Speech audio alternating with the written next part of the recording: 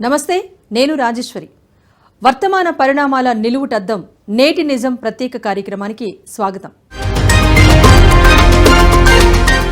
కొంతకాలంగా ప్రతిపక్ష నాయకుడు రాహుల్ గాంధీ రాజ్యాంగాన్ని చేతబూని ఆ అంశాన్ని ఓ భారీ చర్చాంశంగా మార్చేశారు. గత ఎన్నికల సమయంలో రాజ్యాంగాన్నే తన అస్త్రంగా మలుచుకుని ఎన్డీఏ మీద ప్రచారం చేశారు. రాజ్యాంగం ప్రమాదంలో పడిందని, దాన్ని కాపాడుకోకపోతే దేశానికే ముప్పు తప్పదని ప్రజలందరినీ అప్రమత్తం చేశారు. ఇక ప్రమాణ స్వీకార సమయంలోనూ విపక్ష నేతలందరూ రాజ్యాంగాన్ని చేతిలో పట్టుకుని ప్రమాణం చేశారు. ఇక అసదుద్దీన్ అయితే మరింత ఓవర్ యాక్షన్ చేసి జై సంవిధాన్ జై భారత్ అంటూ బిల్డప్ ఇచ్చారు. అయితే ఇప్పుడు ఇదే అంశాన్ని ఎన్డీఏ సర్కారు సీరియస్గా తీసుకుంది. ఏ రాజ్యాంగాన్ని వారు అస్త్రంగా చేసుకున్నారో అదే రాజ్యాంగం ఆధారంగా యాక్షన్లోకి దిగాలనుకుంటోంది. అందులో భాగంగా ఇటీవల రాజ్యసభలో రాజ్యాంగం గురించి సుదీర్ఘమైన చర్చ జరిగింది. ఇందులో విశేషం ఏంటంటే, రాజ్యాంగం గురించి తెగ మాట్లాడిన రాహుల్ తీరా దాని మీద చర్చ జరిగినప్పుడు మాత్రం లేకపోవటం. ఇంతకీ రాజ్యాంగం మూల ప్రతిలో ఏముంది? రాహుల్ రాజ్యాంగాస్త్రం తిరగబడిందా? ఉపరాష్ట్రపతి ఆగ్రహానికి అసలు కారణం ఏంటి? ఓల్డ్ వెర్షన్ రాజ్యాంగంలో ఏముంది?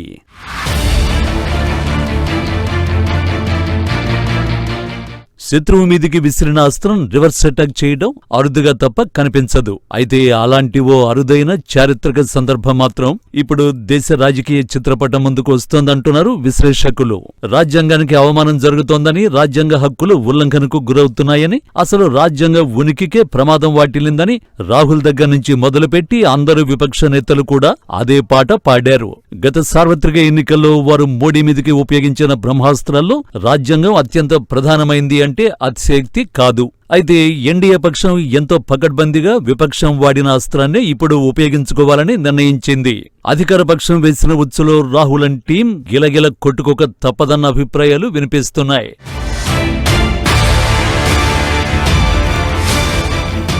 ఇంతకీ అసలు విషయం ఏంటంటే, భారత రాజ్యాంగానికి సంబంధించి ఇప్పటి వరకు అనేక రకాల వర్షన్లు మార్కెట్లో పుంఖానుపుంఖాలుగా పబ్లిష్ అయ్యాయి.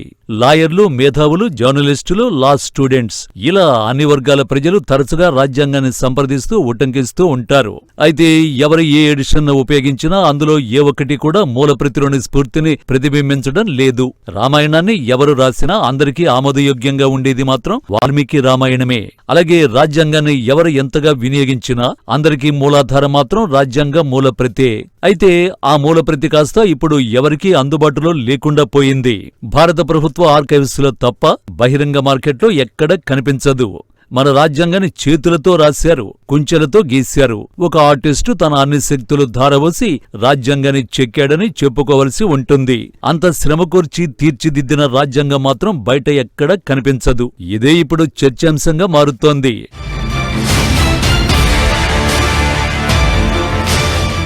మన రాజ్యాంగ పాత ప్రతిలో భారతదేశ సంస్కృతిని, ఘనమైన వారసత్వాన్ని ప్రతిబింబించే అనేక అంశాలను చిత్రాల రూపంలో పలు పేజీల్లో చిత్రీకరించారు. 5000 ఏళ్ల క్రితమే మహాభారత ఘట్టంలో శ్రీకృష్ణ భగవానుడు గీతను బోధించిన ఛాయాచిత్రాలతో పాటు త్రేతాయుగంలోని రామాయణ ఘట్టాలను కూడా రాజ్యాంగ పేజీల్లో చిత్రించారు.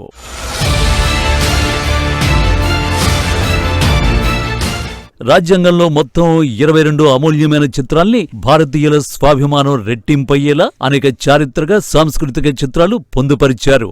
స్వాతంత్ర్య సమరంలో పాల్గొన్న వీరుల చిత్రాల నుంచి హరప్పా నాగరికత నుండి వచ్చిన ఎద్దు ముద్ర దాకా ప్రచురించారు. అయోధ్య రామయ్య కుటుంబ సమేతంగా ఉన్న చిత్రాన్ని ప్రచురించారు. ఆంజనేయుడు లంకాయాత్రకు బయలుదేరిన చిత్రాన్ని వేశారు. సత్యాన్వేషణలో సఫలీకృతుడైన గౌతమ బుద్ధుడి చిత్రాన్ని ప్రచురించారు. విక్రమశకానికి ఆద్యుడైన రాజా విక్రమాదిత్యుడి చిత్రాన్ని వేశారు. లయకారుడైన నటరాజస్వామి చిత్రానికి చోటు దక్కింది. ఝాన్సీ లక్ష్మీబాయితో పాటు మహాత్మాగాంధీ, నేతాజీ సుభాష్ చంద్రబోస్ వంటి మహనీయుల చిత్రాలకు సైతం చోటు కల్పించారు. అయితే మూలప్రతిలో ఉన్న చిత్రాలేవి ఆ తర్వాత వచ్చిన ఎడిషన్స్ లో లేకపోవడమే ఇప్పుడు చర్చనీయాంశంగా మారింది.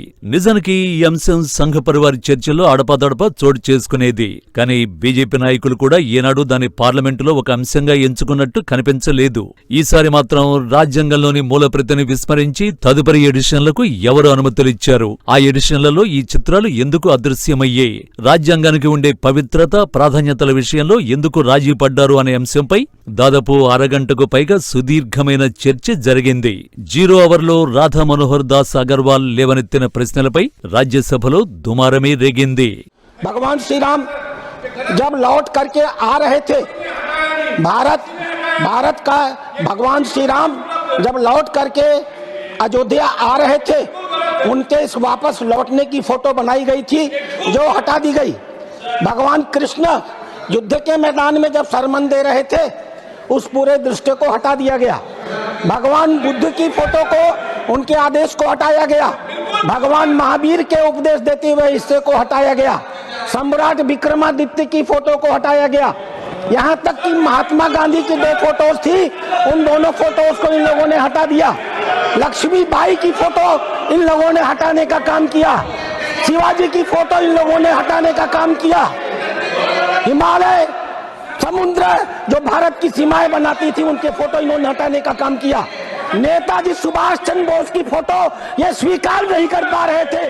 రాజ్యాంగం తొలి ప్రతిలో ఉన్న మన జాతి వారసత్వంగా భావించే అనేక చిత్రాలను తొలగించారని, తొలగించిన విషయం కూడా పార్లమెంటుకు తెలియచేయలేదని, ఈ విషయం ఎక్కడా రికార్డు కాలేదని రాధా మనోహర్ దాస్ తీవ్ర అభ్యంతరం వ్యక్తం చేశారు. మన రాజ్యాంగం 1950 జనవరి 26 నుంచి అమల్లోకి వచ్చింది. రాజ్యాంగ రచనకు దాదాపు 3 ఏళ్లు పట్టింది. నిజానికి ఇప్పటి మాదిరిగా టైప్ చేసి డిజైన్ చేయాలంటే 2-3 నెలల్లో అయిపోయేది. దాన్ని చిత్రలిపి ద్వారా ఆవిష్కరించారు కాబట్టే అంత సమయం తీసుకుంది.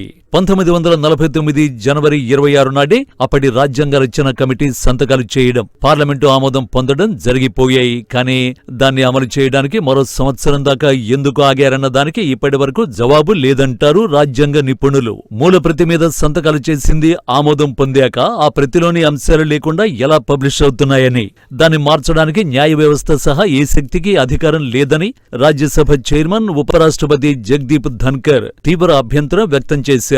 అంతేకాదు ఆ ఘటన మీద నేటి ప్రభుత్వం విచారణ జరిపించాలని కూడా సిఫారసు చేశారు. I have no doubt and I am categorical.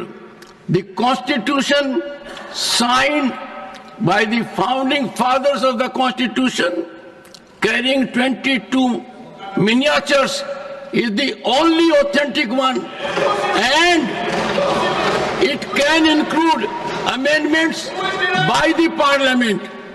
If there is any change effected by judiciary or any institution is not acceptable to this House, I will appeal to the leader of the House to ensure that in the country only the authentic version of the Indian Constitution be promulgated. Any violation of this should be taken quite seriously by the government and severe action taken. మొత్తానికి రాజ్యాంగంలో ఉన్న విలువైన అంశాలను ఇప్పటికైనా వెలికితీసే ప్రయత్నం జరుగుతోందన్న అభిప్రాయం ఒకవైపు వ్యక్తమవుతోండగా, ఇది కాంగ్రెస్ మెడకు ఎలా చుట్టుకుంటుందో అనే వ్యాఖ్యలు కూడా వినిపిస్తున్నాయి.